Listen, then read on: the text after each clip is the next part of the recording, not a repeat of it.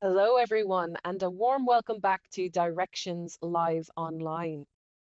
My name is Mary Murphy, and I will be your host for today's session. So, today we're going to introduce you to ArcGIS Knowledge, and with us to do this are two of my Esri Singapore colleagues, Thomas Ong and Abel Saw.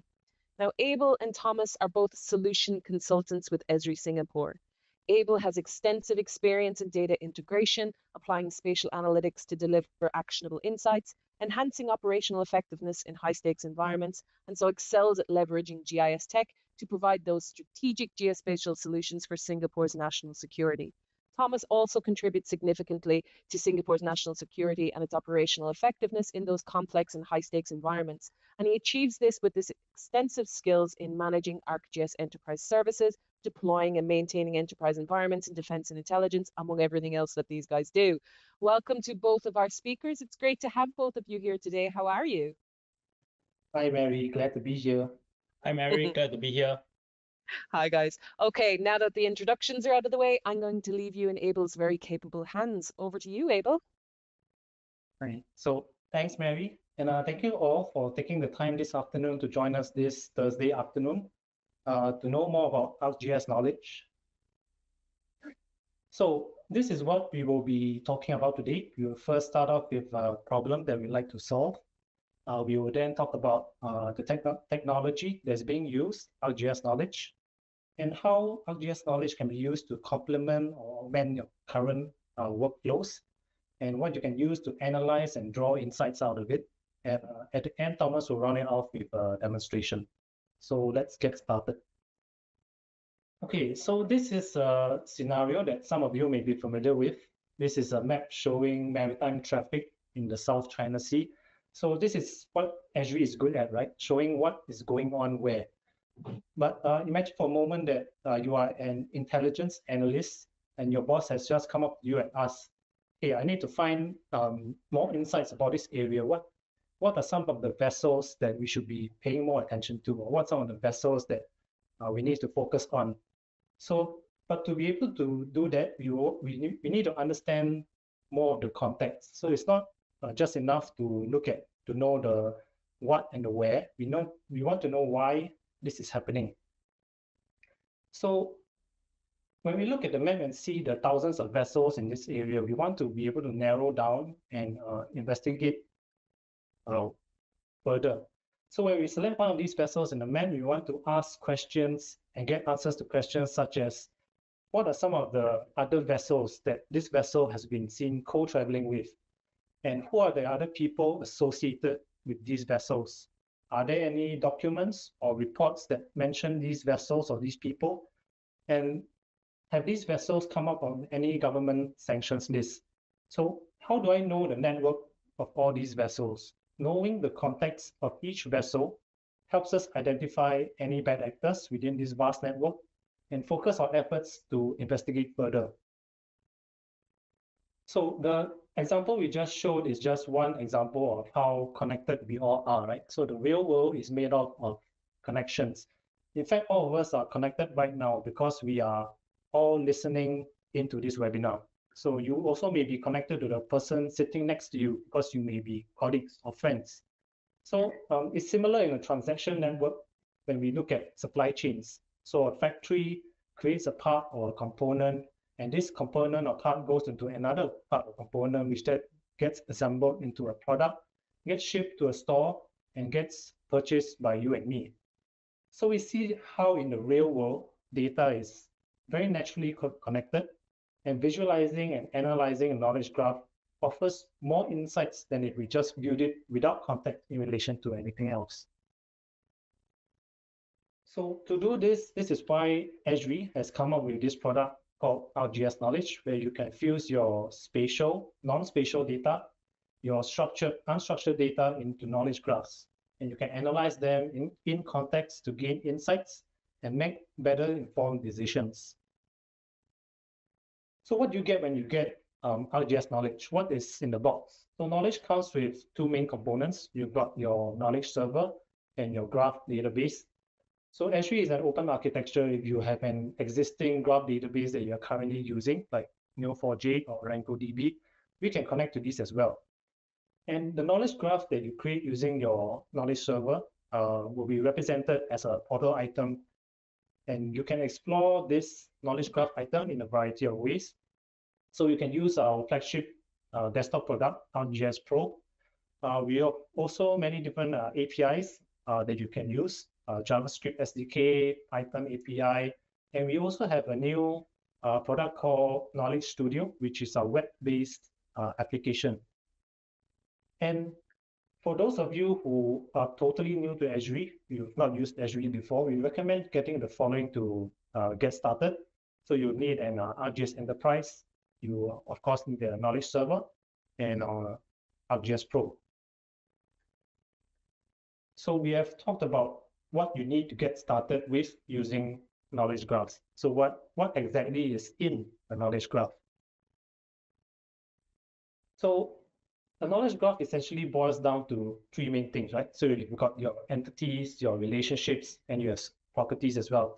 So to illustrate, hi, my name is Abel. I'm a person, an entity, and I work together with a person called Thomas.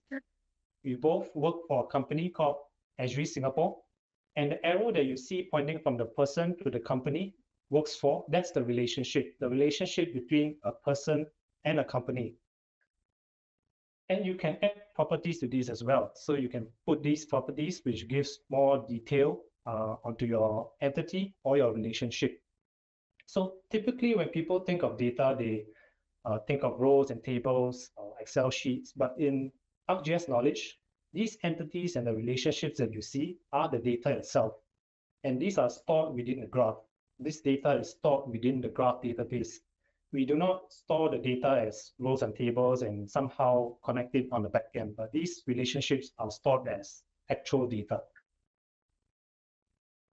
So when we start populating and adding more data sources into our knowledge graph, we might want to keep track of these sources, where they come from.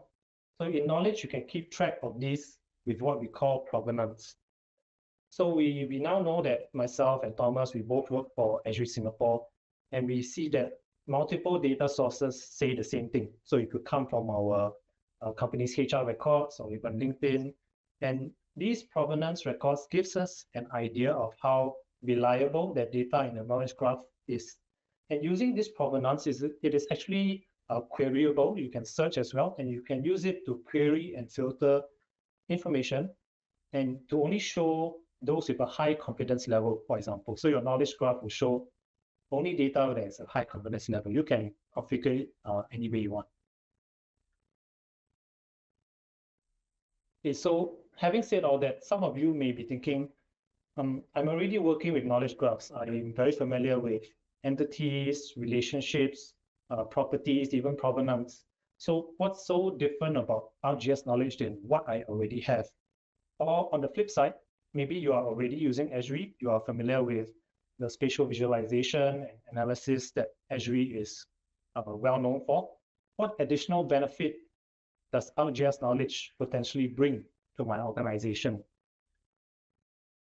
So with knowledge, we can take the spatial analysis results that you are already doing and converting this to relationships that can be included into the knowledge graph. So when we look at things like, in this case, proximity and contact tracing, we can do the spatial analysis and be able to know who was seen near where or who was seen near who, put these spatial information, these spatial relationships into the knowledge graph.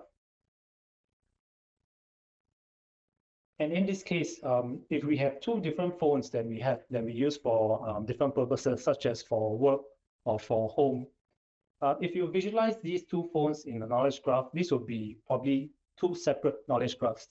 And for an Intel analyst that is looking at this data by itself, right, they will not be able to draw that connection so readily. But on the map, as you see here, when you view the movement patterns of the two different phones, it becomes very apparent that these phones are owned by the same person, or at the very least, traveling together for that time period. Another spatial relationship is visibility, being able to identify what company or what building has line of sight to some key critical infrastructure. So for example, a foreign company having line of sight to the Singapore Embassy. And then when we investigate further, we find that this company is owned by a company linked to a foreign government.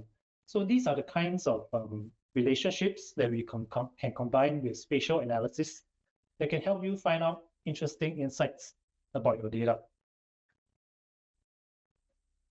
So bringing all of this together, we have those of you who are very familiar with spatial side of things. You know how to plot your data on a map. You're very familiar with ArcGIS. You know how to analyze it to get insights and value from it, but you may find it challenging to view your data relationally or in a connected way. And at the bottom, we have some of you who are very good at link charts and knowledge graphs and the relationships between different data, but you may find it hard to see your data in a spatial context. With ArcGIS Knowledge, we are able to fuse these data together and view it in both a spatial and relational context. And what you have is a spatially enriched graph or a graph enriched map.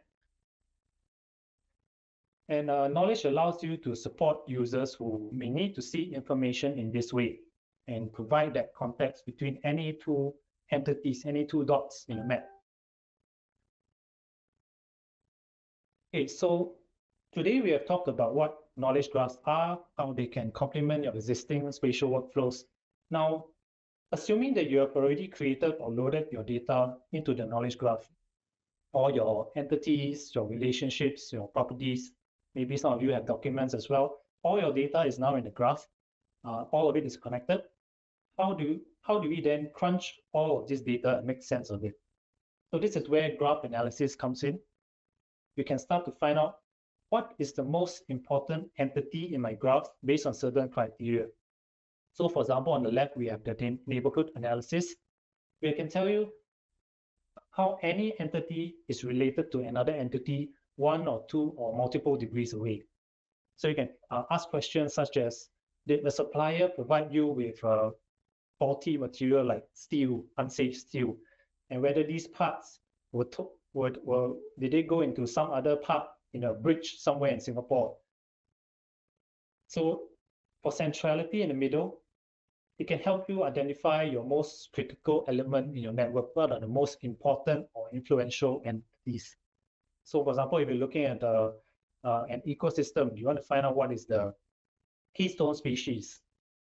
Or if you're looking at a crime network, you want to understand who the real mastermind is in your criminal network.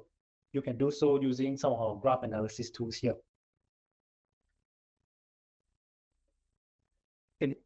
So moving on, we want to talk a little bit about Knowledge Studio, which is our web-based application for ArcGIS Knowledge. So after you have created your knowledge graph and carry out the analysis on your desktop in Pro, you can share this knowledge graph and the analysis results to the rest of your organization. And this allows other users to view, to query it for their own work, all in the browser. So the idea of this, right, is walk-up usability, where users can just walk up to their computers, open up their browser, examine for themselves, just like how you would if you would be using a desktop app. And this allows for your users to collaborate and not having to work in silos.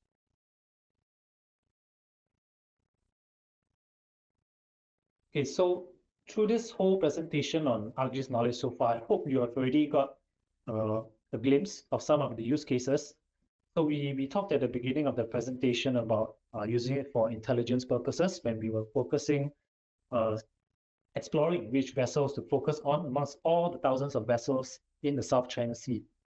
So knowledge also allows you to create spatial relationships from your spatial analysis and determine if there are any potential threats to key critical infrastructure from bad actors, and you can also examine any insider threats. So we have also mentioned a few times about supply chains and how one part of the supply chain can affect manufacturing of products further down the line. So in your work, there are probably many other use cases that you can think of. And this just further highlights how the real world is indeed very connected. So with that, I'll hand the time over to Thomas, who will show ArcGIS Knowledge in action. Hi, as part of my demo, I would like to introduce ArcGIS Knowledge. We are bringing GIS and graph analysis together in ArcGIS Knowledge so that you can go beyond spatial data and related tables to the connected world of entities and relationships. Let's take a look at health safety regulators, how they could use these capabilities to trace the source of a foodborne illness outbreak. Our story takes us to the city of Columbus, where several people got sick with cycloporosis, which is a common illness associated with contaminated leafy greens. We need to figure out what causes this outbreak. We interviewed the people who got ill, the restaurants which they ate at, and the menu items they ate. We then plotted the restaurants on the map and linked the people to the restaurants. We interviewed several people and they didn't eat at one single place. So we need to look further back into the food supply chain to find the common food the people have eaten, while the few investigators continue their investigation. We learned that the restaurants brought their food from several vendors and we linked the vendors to the restaurants. These vendors brought the food from suppliers all over the world.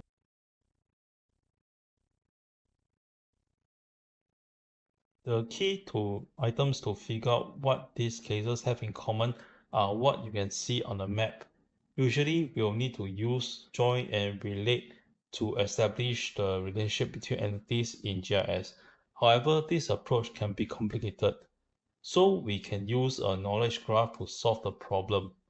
By clicking on one person, in this case, Charlotte's supply chain is in the knowledge graph. Charlotte ate at 3 restaurants which brought their ingredients from 11 vendors and got their raw food from 74 different suppliers.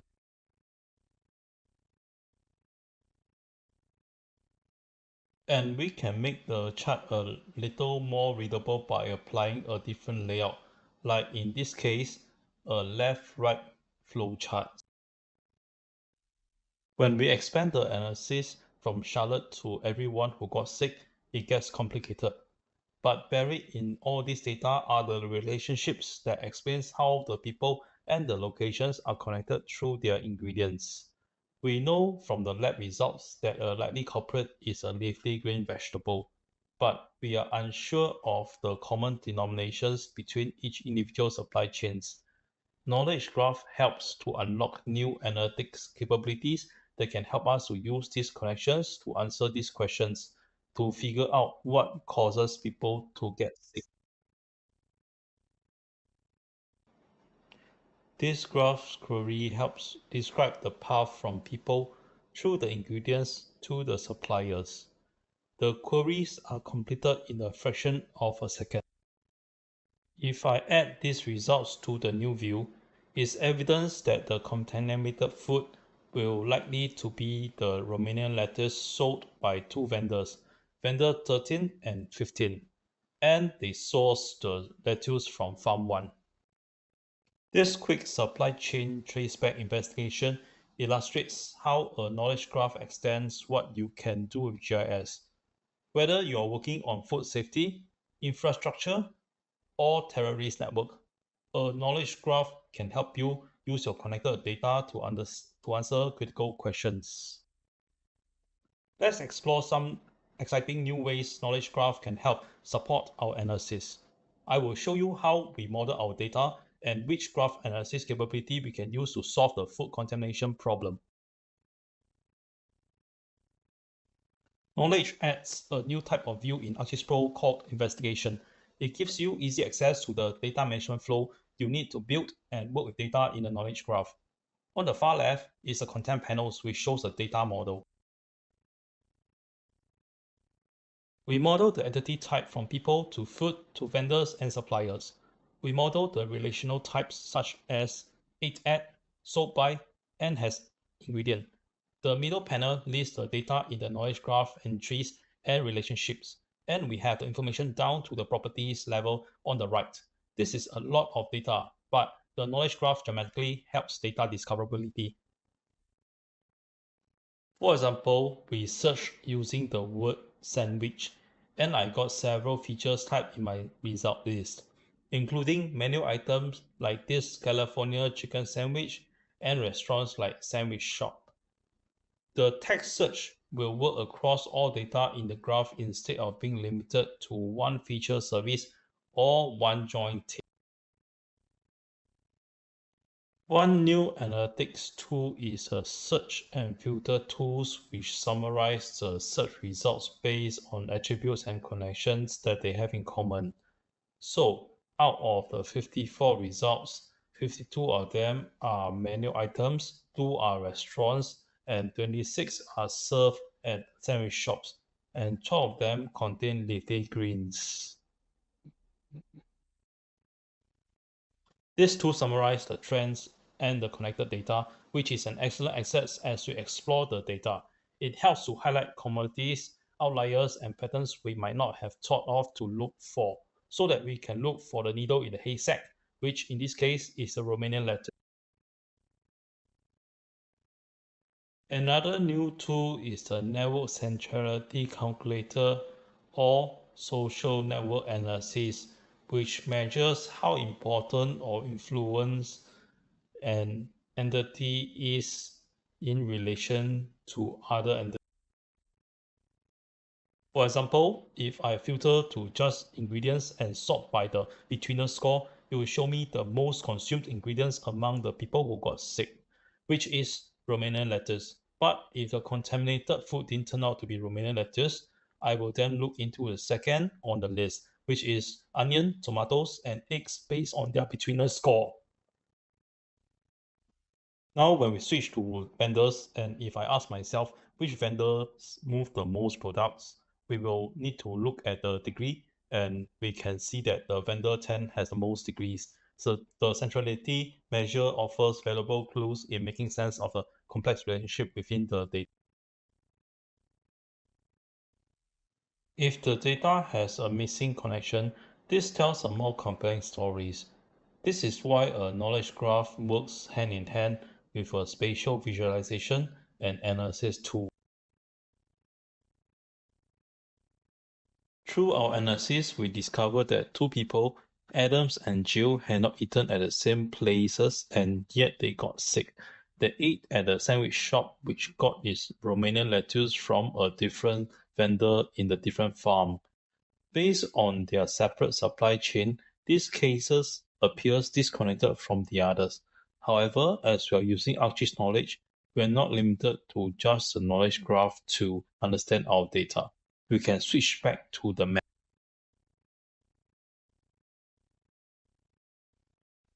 When we consider the geospatial perspective into account, we ask, well, where is the sandwich shop and what else is nearby?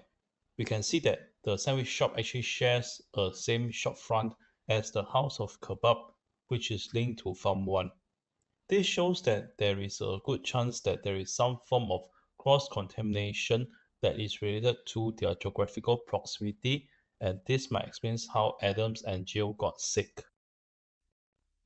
Now, this is the beauty of combining knowledge graph with ArcGIS. Now, when you need to explore the relationship between time and space, you can combine it with other non-spatial data to solve a new kind of problems. Knowledge graph also encourages collaboration and discovery through sharing on the web.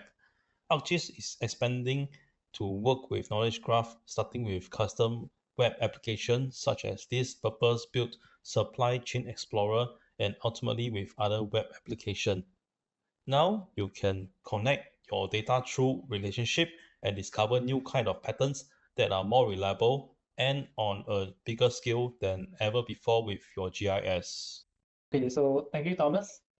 To conclude, so these are some of the resources that you can look at to learn more about ArcGIS Knowledge. You can visit our Azure Academy, type in ArcGIS Knowledge, and see what courses are available. So there are videos, self-learning hands-on tutorials, and also instructor-led ones if you'd like to know them more. So we also have documentation and a help page to know more about what ArcGIS Knowledge Server is and how you can use ArcGIS Knowledge in ArcGIS Pro. So thank you, everyone. Thank you for taking the time this afternoon, and I hope all of you have learned something new today. I'll pass the time back to Mary. Excellent. Thank you so much for that, Thomas and Abel. ArcGIS Knowledge is one of those products and capabilities that might be quite new, both as a product, but even conceptually for many. So thank you for taking the time to introduce us to it. So in a moment, we'll go through all of the questions that have come through. So the first question that I have here is, how can AI be used in graph analytics? Okay, who wants to tackle that one? Abel? Yeah, so I'll take this one. Yeah, this is everyone's favorite buzzword, right? AI. And AI is everywhere. we can use AI in graph analytics as well.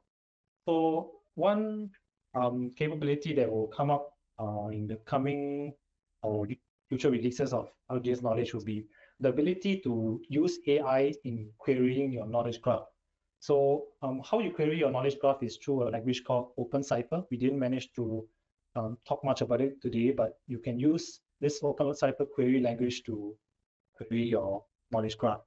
But with AI, with natural language processing, you can actually type in just like how you would in a normal chatbot, how you want to query your knowledge graph, and you won't have to write a single line of code. So you can ask questions of your knowledge graph, such as, for example, if you want to find me all the factories which produce steel for this other factory, or maybe you want to find all the other vegetable suppliers that also supply fruits to this restaurant, for example. So AI also can be used for in the future predicting relationships between entities. So we find that this is useful in the healthcare industry. So you want to map or predict patient journeys. And perhaps you have a new patient that comes to your clinic, and this patient has certain conditions, or we find that has a certain background.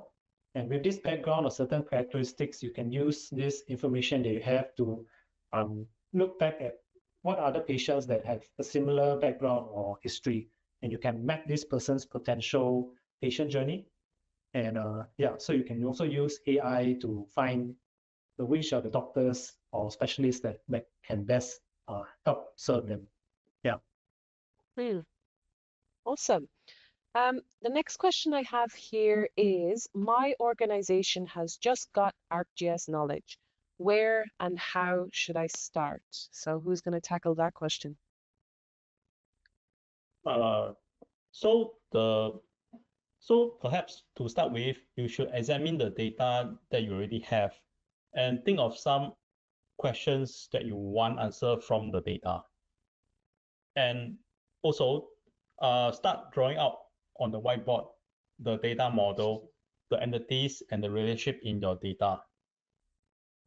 And also, there is no one-size-fits-all data model depending on how you want to analyze or query the knowledge graph. Yeah, so maybe I can add on to that as well. So I'm sure in your organization, I'm sure you have plenty of data. So I think you can, like what Thomas said, what you can do is to take a look at your data, examine your data, perhaps sit down with your team to come up with what kind of answers do you want to draw from your data. So there's no so you can come up with the initial data model. If you find that it doesn't work for you, it's okay. You can always change it, modify it again. So that's the beauty of the graph database, right? If you change a certain part of your data model, it won't really affect other parts of the data model. So you're just editing your entities or your relationships. You don't compare to a table. If you have multiple tables and you already join them, if you change one part of your data in one part of the data in a table, it can affect all the other data you have. So so I think for a start, just take the time to list out what are the entities and relationships in your data. Yeah. Excellent. Yeah, and that's good advice either way, is to just start with the data you already have, think of what you actually want to answer from the data you have, and then plan. I think that's really good advice. Thank you. Next question, and I think this might be my last question, just checking. Yes, there's no other questions so far, so you do have another minute if you have any questions. Can my knowledge graph be updated in real time? Good question. Who's going to take this one? Yeah. Yeah. So actually, Esri or ArcGIS has many different APIs that you can use. So if you have a requirement in your workflow that requires real-time analysis or loading up your data into your graph database, you can create a script to read this REST API. You can process the data via the script and append your whatever new data that you have into your graph database. Yeah, so for example, in the beginning of our presentation, when we were focusing on what vessels we want to focus on, you can actually also configure a dashboard to flag out any vessels of interest. And then your organization or someone in your team can take immediate action. So once, for example, if you find a vessel that is connected maybe 1 or 2 or 3 degrees away or less than that from an entity that is found to be on a government sanctions list, for example, this allows you to trigger an alert and it will show on the dashboard. So if your work requires that kind of real-time visualization or analysis, yeah, we can provide the tools to do so. Excellent. Brilliant.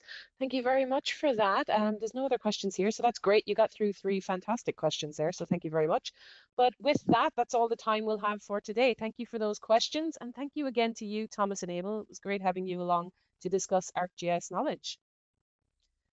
Okay, so before we leave you, a reminder of how you can provide any feedback that you may still have or provide any questions you may still have. So when we wrap up today's session, you will receive a short survey, 5 questions, very quick to get through. Please do take a moment to fill in the survey, as we would really appreciate your feedback. That helps us understand what you would like to know or see us cover next. It's also a good opportunity to send us those final questions you may have. We always think of questions after the fact. And finally, if you'd like to rewatch this webinar, share it with your colleagues, etc., the recording will be available on the Esri Singapore Directions Live Online webinar page very soon. Thanks again one more time to Thomas and Abel, and thanks to each of you for joining us, and we look forward to having you again with us for the next Directions Live Online.